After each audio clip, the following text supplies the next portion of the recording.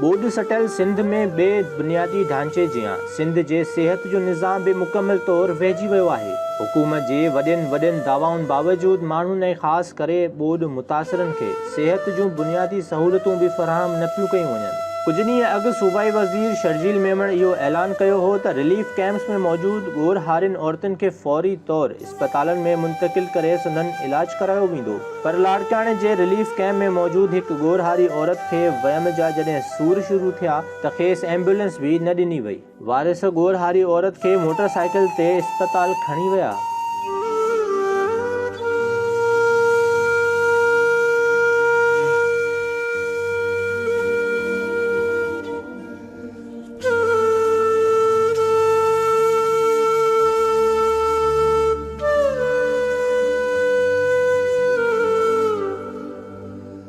अकरी चोटगी वेझो ॻोठ ॾाढ़ू ख़ासकेली में भी रोड रस्ता पानी हेठि हुअण सबबि मिसमात गनवा ख़ासकेली नाले हिकु ॻोर हारी औरत खे वारिस इस्पताल ताईं न पहुचाए सघिया।